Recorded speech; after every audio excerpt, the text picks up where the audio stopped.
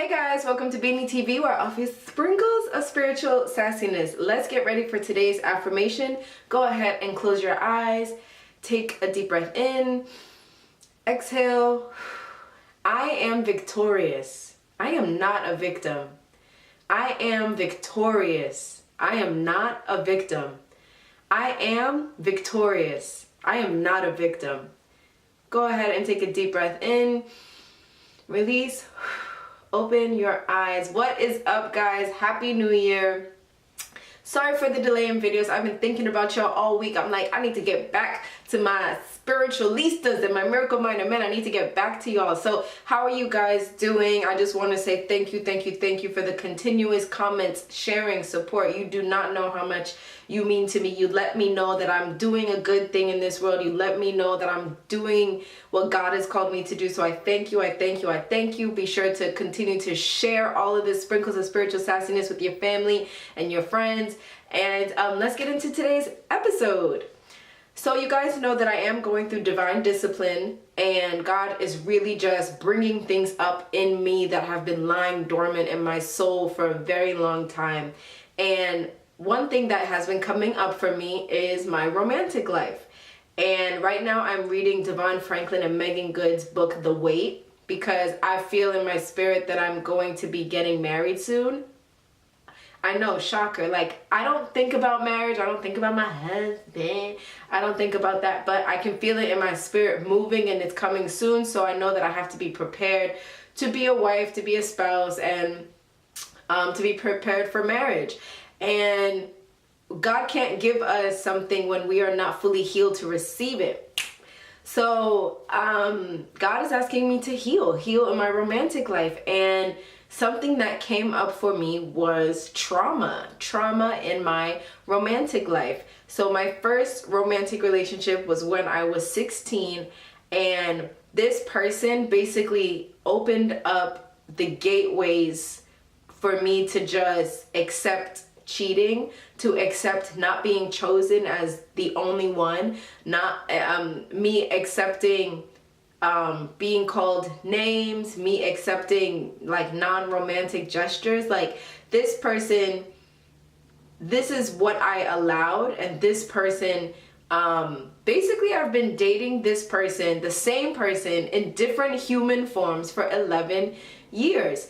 I continued to attract and date the same type of person over and over and over again because that seed was planted. That's why it is so important that as children, we pour into our children, we pour into them self-love and self-worth and speak life over them, because people who didn't have that, people who kind of came from like tougher backgrounds maybe, can come into my life or come into your child's life and plant seeds of less thanness, plant seeds of insecurity, and feed on your child's insecurity. And I can definitely say like that is what happened with me.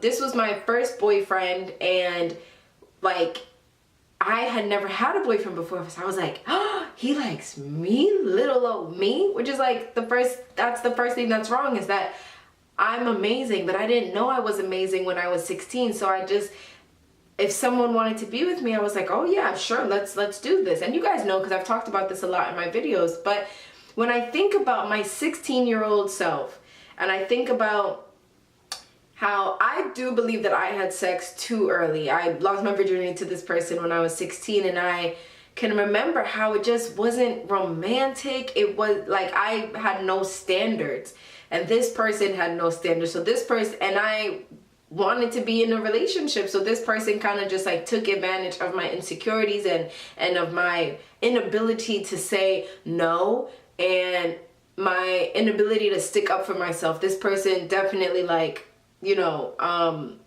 was able to take advantage of that.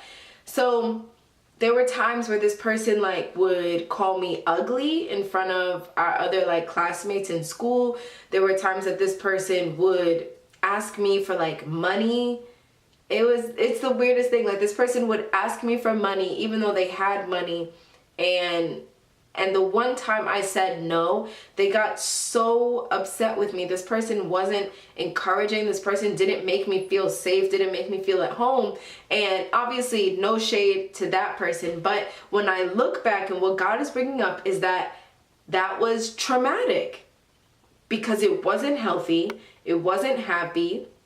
Of course, there were like semi good times, but when I look back, majority of it was unhealthy and sad. When I think back to my 16-year-old self, guys, I'm sad for her. But you know what else came up for me? Anger. I was angry. I was angry that this person, I gave this person so much power over me to do this fucked up shit to me. And all of these years I've been praying for healing from this other guy I was dating, when really I needed to be praying into the source of why I was dating the same person over and over again. Like, my first relationship really was the catalyst for all these other relationships that were not worthy of me, and it made me mad. It made me mad, and it makes me mad right now. It makes me so mad that I let myself be put through that, but I didn't know any better. I was 16. I had no idea. Self-love, what's that? Self-worth, where? Like, self-care, who? No. Like, 16-year-old me was yearning for human love. Like, there's just so much love inside of me, and sometimes I feel like I'm not even sure if I'm able to really love deeply, because there's just so much love inside of me and I don't know how to get it out. But what God is just revealing to me is that my husband, the person I'm gonna be with, the person that God has ordained for me to be with, has the key to unlock the vaults of love that are within me. And that makes me feel relieved and happy and excited, and I'm moving forward, I'm looking forward. But I say all that to say this: where is your trauma in your romantic life? Where did you have trauma that you are repeating it over and over again basically in the same person, different body? Identify your trauma. Identify where you didn't stick up for yourself, where you didn't believe in yourself, where you didn't think that you were worthy. Find it. Find it, pray into it, heal it, in order for you to receive the person, the romantic person, the business relationship, the friendship that is worthy of you and that honors you and your space. Whatever feelings come up for you when you think about your trauma, your traumatic love life, like whatever feelings come up for you, feel them. I was writing in my journal, and I was angry, guys, and I ended up ripping the page in the journal because I got so mad. But that's okay, because it has to be released. It cannot just lie in me dormant. Like, it can't come up in my marriage. It can't come up that way. It can't come up there. It can't come up in my career. It cannot come up there. It has to come up now, during this healing process, during this restoring process. Like, I'm being molded to be who God has fully called me to be. And let's get it out. Let's get out the anger. Let's get out the gook. Let's like pop that zit. Like, let's go. Like, let's do it. So I say all that to say, heal your trauma. Heal your trauma. Write it out. Scream it out. Cry it out. Pray it out. All that matters is that you get it out. So I thank you guys for tuning in. If you've been in a situation similar to mine, let me know in the comments below, and also know that you're not alone. Not everyone has this like perfect love life scenario situation. I know I don't, and I know that I didn't. And I cried for my 16-year-old self. I cried for her because she didn't know how magical she was, how special she was, and how she could say no. I didn't know I could say no, you guys. Like, to think about all of the times I said yes in my romantic life when I should have just said no. Like, but anyway, I'm here now, I'm healing now, and that's all that matters. So I thank you guys for tuning in. Comment below, let me know how you're healing with your trauma, where your trauma is, identifying it. Let me know in the comments below, and I'll see you guys next video. Peace.